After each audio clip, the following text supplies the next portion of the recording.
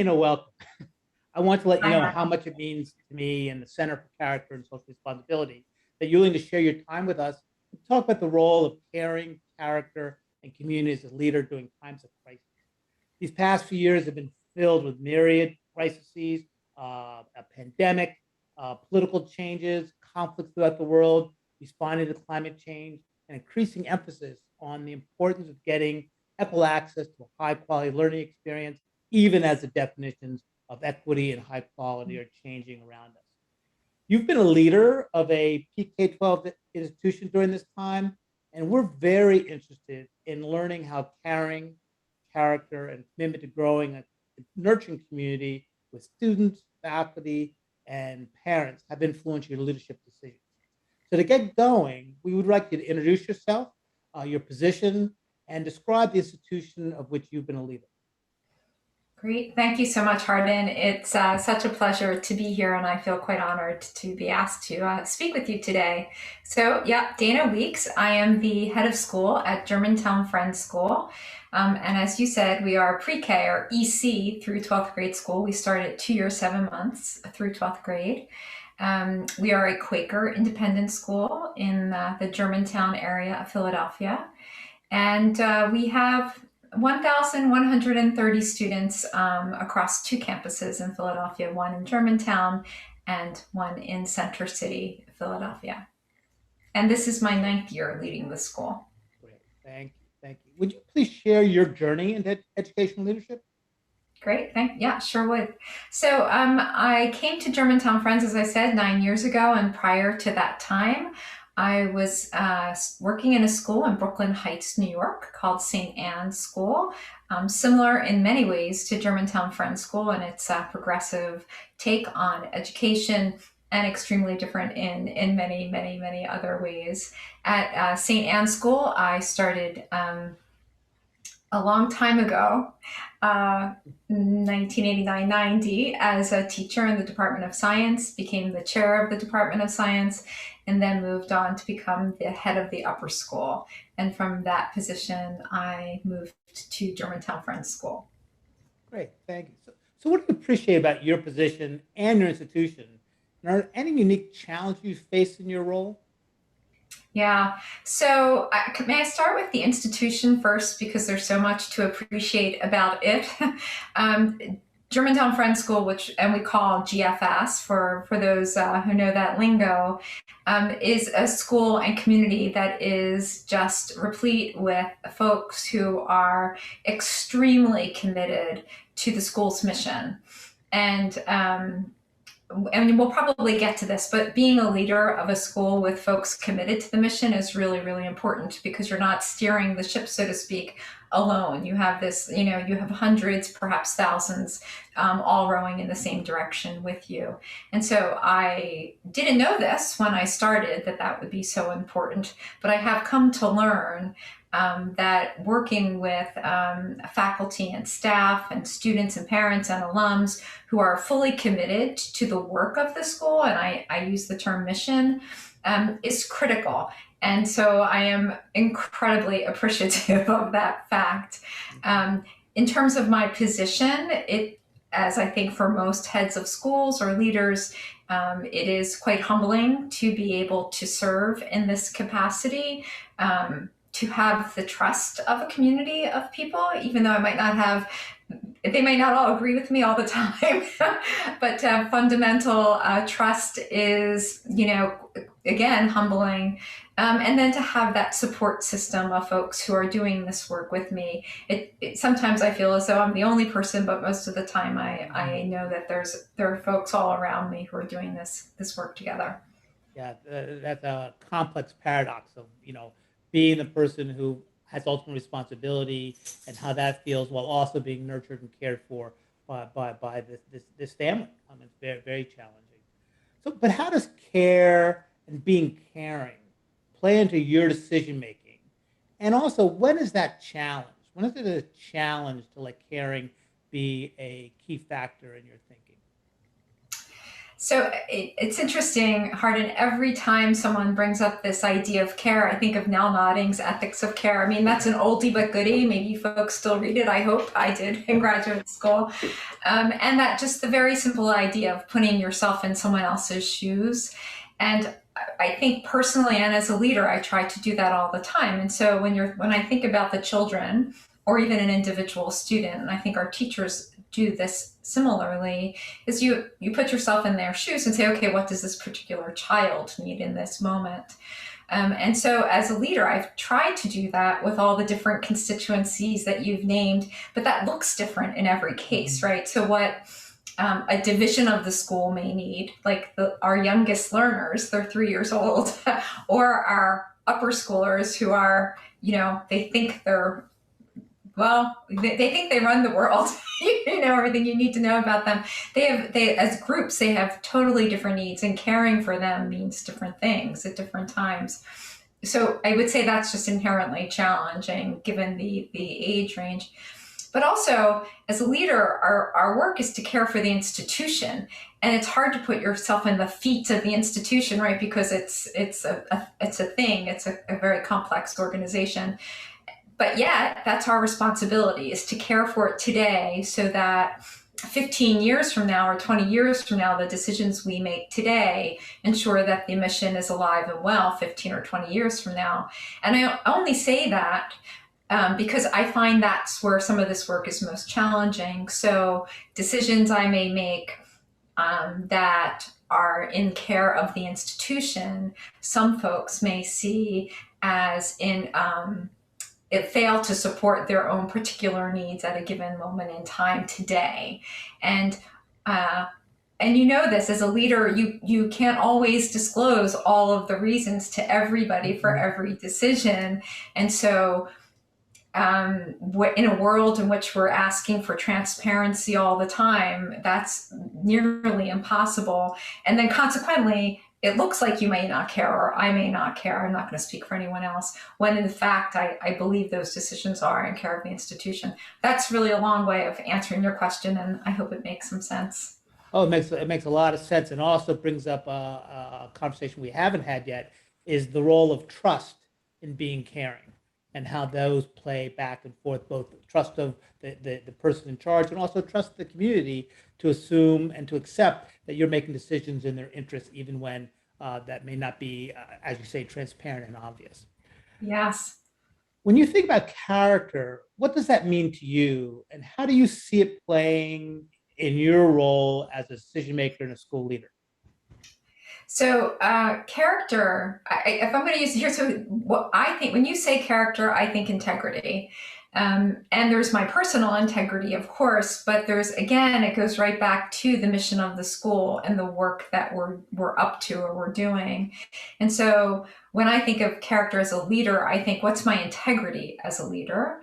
And am I maintaining that integrity in every decision I make in leading this institution, right? So for me, good character means I'm working with integrity in support of and a forward movement of the school's mission all of the time. And I think frankly, I don't know that there's any more important characteristic in a leader, because that's what we're hired to. I mean, okay, on the face of it, that's what we're hired to do, and it's what we've said we are going to do. And then in schools in particular, there's a lot at stake. We have children in front of us who we're caring for each and every day, and families who have chosen to send their children to our school or because it is their public school. We have a tremendous responsibility. And so I think leadership requires us to have that integrity in carrying out whatever the school intends to do or its mission. Mm-hmm. So, as part of that integrity and a place that is often challenged is that in PK, or you say early child to 12 education, there are three major constituencies: the students, their parents, and their teachers. They are the foundations of our community, but they each have different needs, and those needs can sometimes exist in tension with one another. In your work, how do you manage and balance your commitments to each group? I hope I do it okay. I don't know. You should ask our friends. Um, I'll say this. I think I do it differently today than I did when I first started, and this has been a tremendous learning opportunity for me. I have a team of folks with whom I work, and I have a great honor of working with every day. And it's taken time to build this team, and I trust them absolutely with everything, and I think they trust me as well.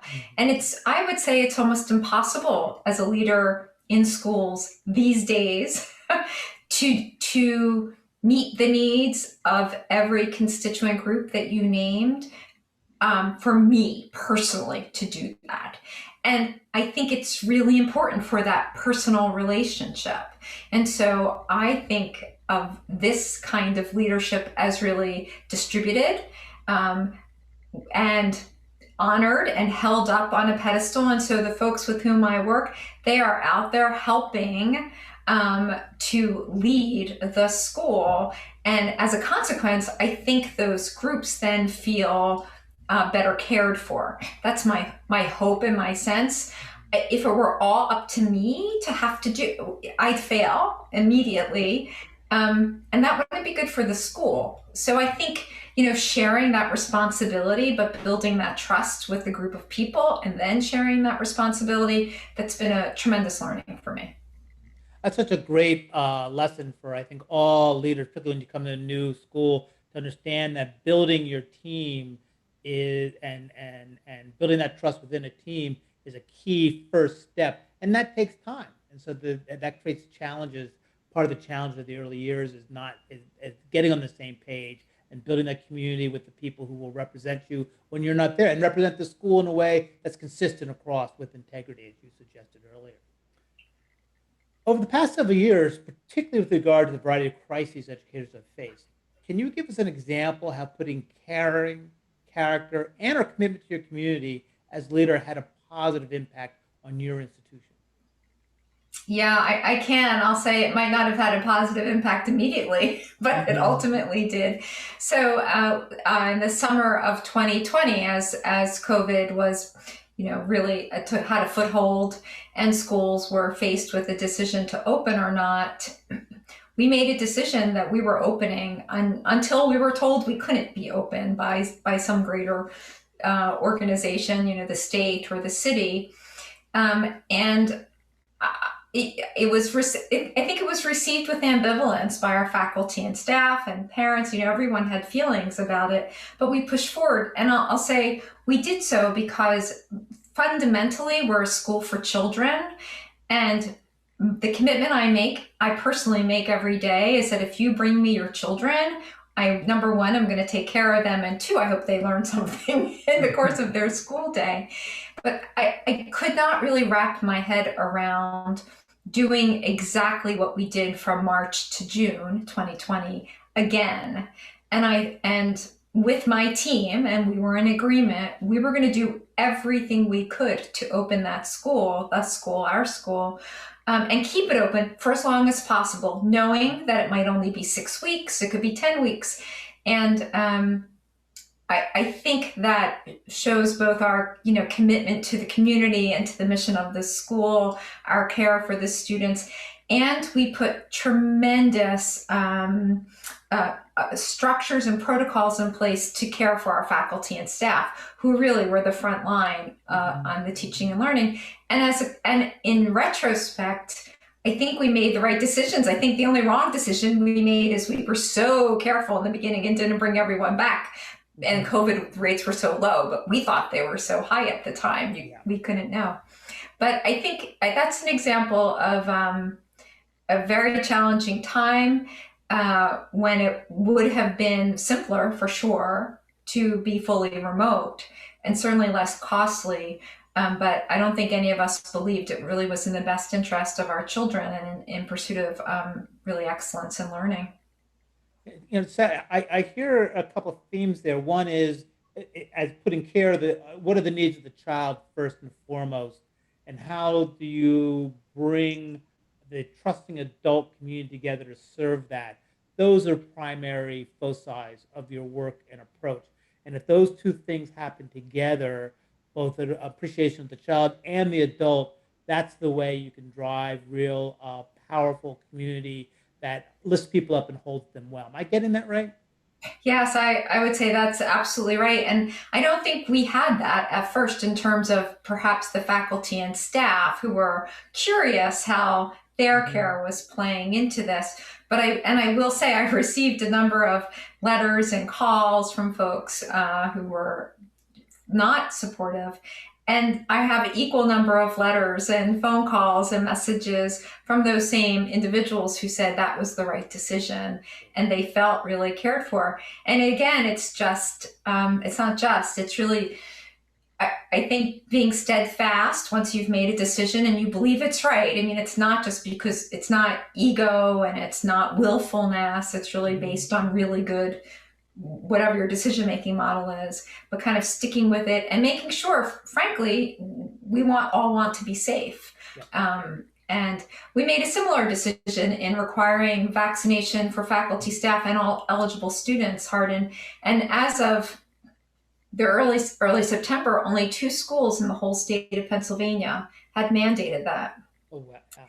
And I think, and I will say that's an example of a decision that the faculty and staff and parents were fully supportive of. And I think some folks thought we weren't going to get that support, but we really did.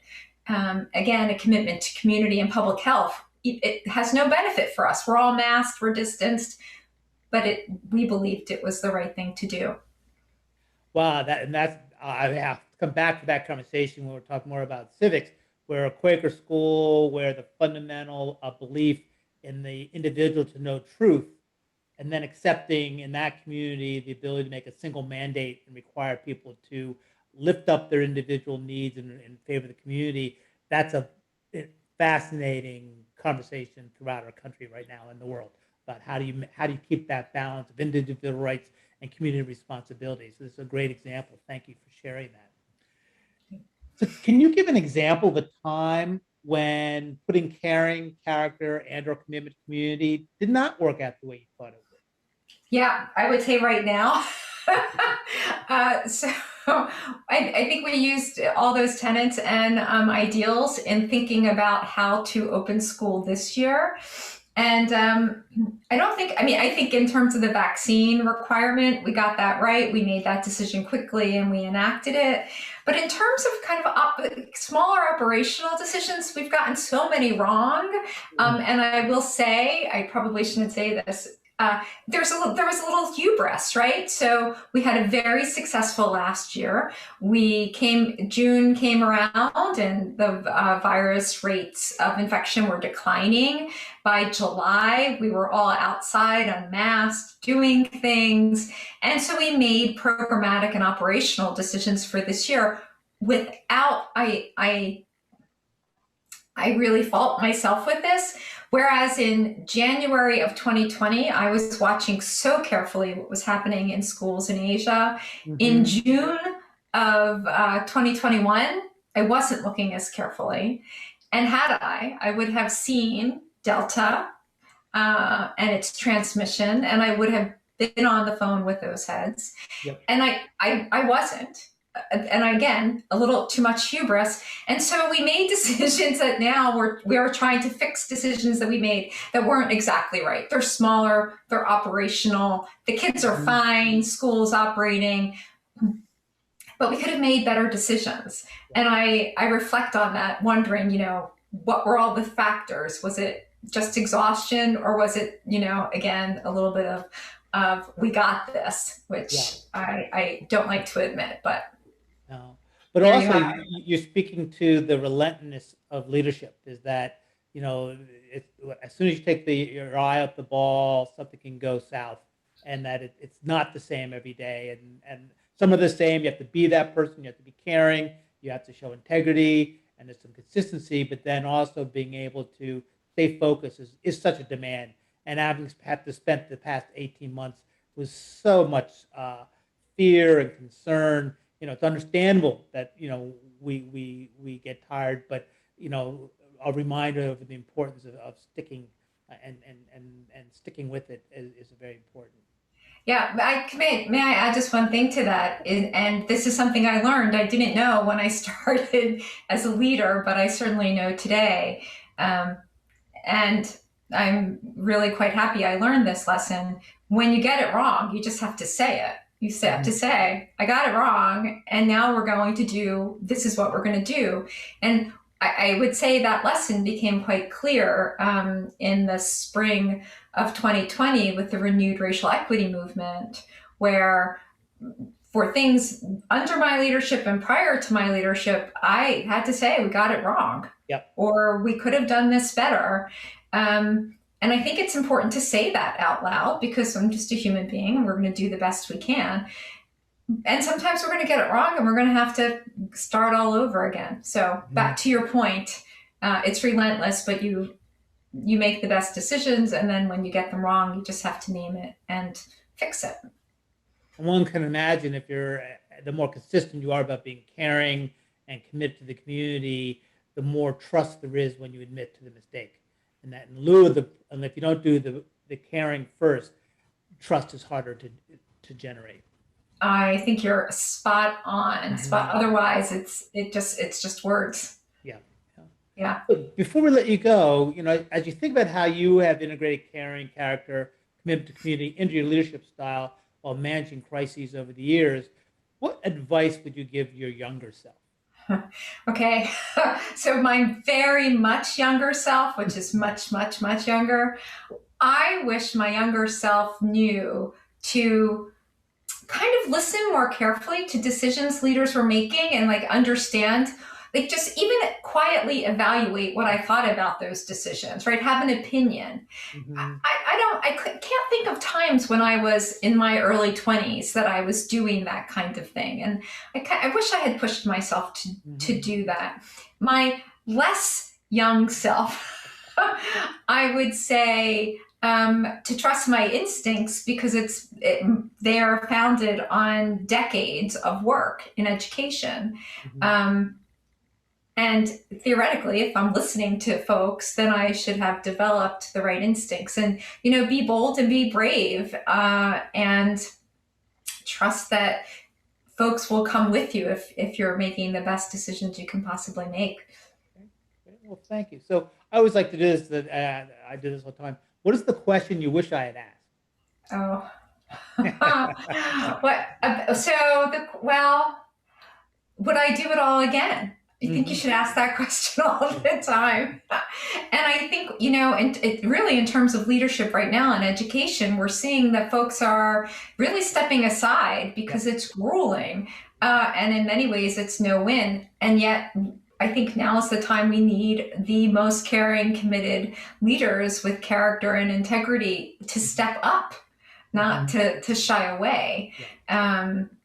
And I worry about our kids. Like if we need that kind of leadership. So I wish you would ask me if I do it again. I love the work I do. I feel very honored to have it, and I would hope that others would not step away or join us in Yeah. this really important work. Well, it's what and you'll hear in one of the other conversations that Julie Lawton, who's at Beijing City International School, points out the challenge of owning and accepting adult disappointment and distrust, who can communicate it in a way that's harder to accept than your very bright 12th graders who are Yeah. practicing themselves, and that I think has put a tremendous burden on our leaders, and in a world that has not as civil as it once was and will be again. That's, I think, what I hear a lot of leaders are having a hard time um, accepting the fears and the anxieties of others that get personalized on their behaviors. It's a tough time. Very well said. It is true. Very tough times, but I think that's a hopeful statement in a way as well. Tough Yeah. now, but hopeful that we could all make it better. Well, great, Dana. Thanks so much for sharing time. I really appreciate that, and look forward to seeing you in person someday soon. I hope so too. Thank you, Hardin, and best wishes to you in your work and in your work. Great. Thank you.